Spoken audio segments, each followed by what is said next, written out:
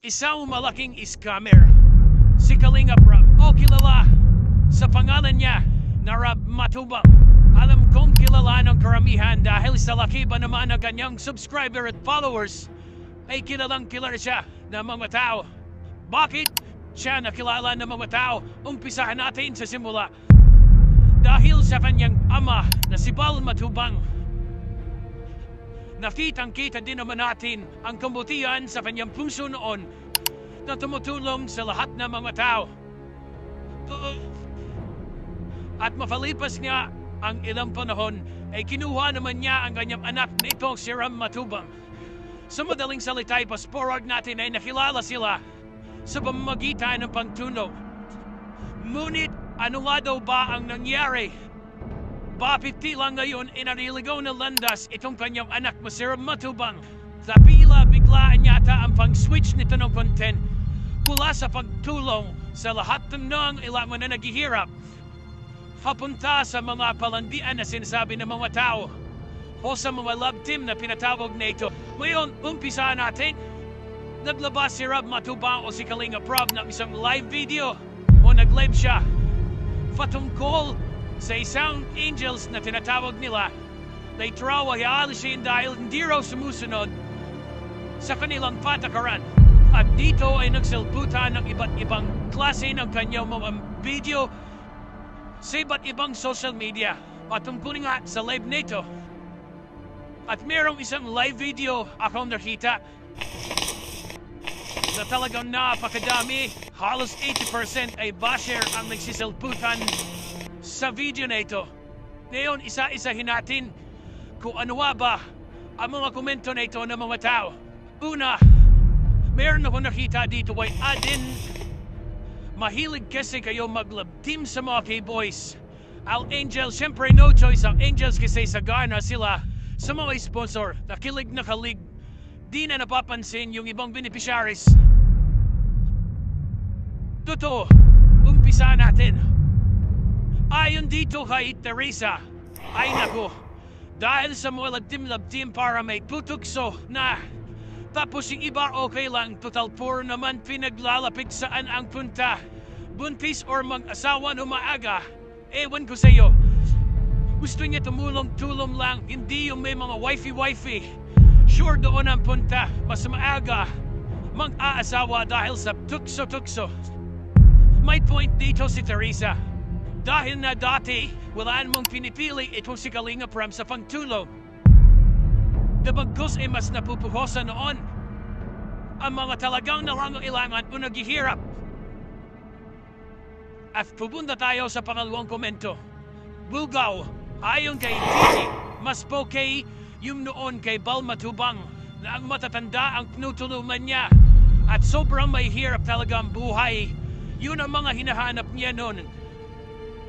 Ibang laging matatanda na mga yon tas nakamotor lang siya. Bakit kasi hinayaan ng ama niya na yan ang humawa kung magpatuloy sa sinimulan niya? Dati kasama lang niya. Tas ngayon puro love team ang ginagawa. Hay nako, nagparami lang ng pera yan. Ngayon pag-usapan natin yung komento nito ni Gigi. Alam nyo, mga bayan, kung bakit ito pinabayaan ng ama. Dahil nakikita ng ama na dito kumikita ng malaking pera ang kanyang anak. Alam nyo, itong si Kalinga Prab ay isang matalinong tao. Bakit ko nasabi? Dahil bakit nga naman siya magpapakahirap, maghanap o magpakainip, magbilad o maulanan kung pwede namang gumawa ng pera sa pamamagitan na mawalab team na ito. Simple lang. Tingin lang niya ang dalawang magkasintahan ko no. Tapos mag-produce dahil na maraming nauto. Easy money na ito ngayon. At ang isa pa rito, at pansinin ninyo, walang masyadong inilalabas itong si Kalinga Prab mula o nanggagaling sa mga views. Napanyo mo ang ginagawang video. Na alam ko na alam ng karamihan na ito ay nanggagaling lamang sa kanya mga sponsor. Sa madaling salita, lahat ng kinikita niya sa kanya mga video ay buong-buo niya ito nakukuha. Dumako tayo ngayon sa pangatlong komento. Ayaw naman dito ay Chris.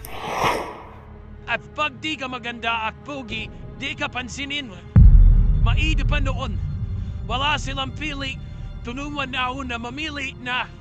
Dahil sa labtim-labtim na yan, dami nagkaka-idea. Okay, ngayon, totoo itong sinasabi ni Chris. Noon ay walang pinipili mga pabata matanda. Basta't nangangailangan ng tulong. Tutunuan dahil nga, kaya nga binuuang pangalan na malingap dahil sa maglingap. Pero ano nga naman itong mangyayari ngayon na kung hindi ka may tsura, hindi ka na matutulungan. Kung minsan nga, baka meron po dyan na hindi naman talaga. Baka meron siyang mga kapitbahay na mas nangangailangan sa kanya. Pero dahil siya ang mas may tsura, ay siyang tutunuan ng pinkalingap na ito. Dahil nga naman, sa itsura mo, diyan ako maaaring mag-abuse o magbayaran. Dahil nga naman, kung tutulungan ko, ang mas mahirap sa iyo. Pero alam kong hindi naman ako mag-abuse. Bakit siyang pipiliin ko? Ikaw ang pipiliin ko dahil alam kong sa iyo ako. May posibilidad na magbayaran. Ayaw naman dito ay debt. So, dati lahat ng upload mo pinapanood ko. Kaya lang di ka naman tumutupad sa pangako mo. Ganyan din ang sinabi mo dati kay Herschel. Na kahit tapos na, puli pa rin ang suporta mo sa pag-aaral niya. Dahil beneficiary mo siya. Wala rin diba, sabi mo turuan siya in your will. Noong natuto, wala na stop mo na rin. Yung sa scholar niya, kaya nagsikap na lang yung bata para maabot niya ang mga pangarap niya. Tumpak. Ngayon, pag-usapan natin ito. Ang ugali nitong si Kalinga Prab base sa aking pagsisiyasat. Sasabihin niya sa social media niya na i-stop na niya ang tulong sa isang tao. Pero kahit hindi na ibablog, itutulungan pa rin. Huwag tayo maniwala sa ganitong salita.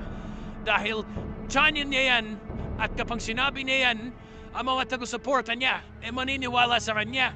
Pero sinasabi niya lang talaga yun para hindi siya i-bash.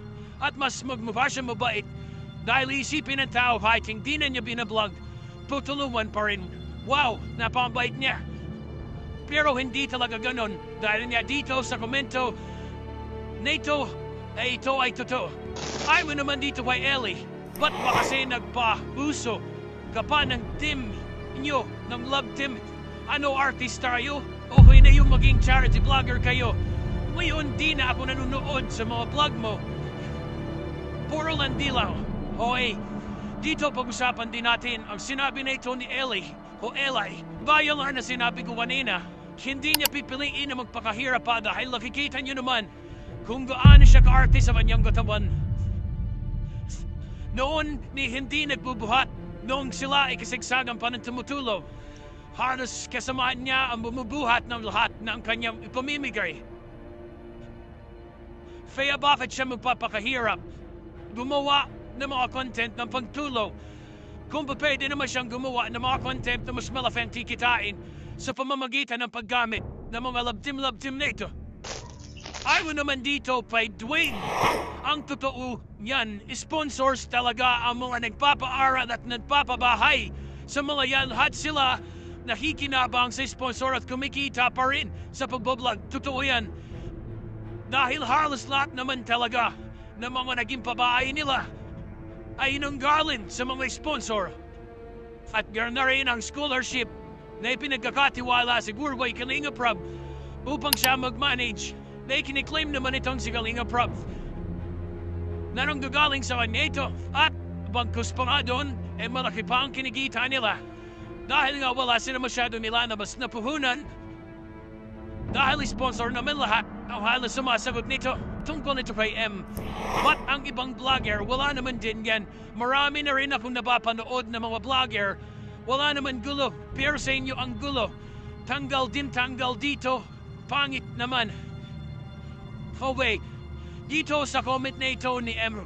Napakarami talagang ibang mga grupo na wala namang gulo. Matahimik silang tumutulong. Masaya silang tumutulong.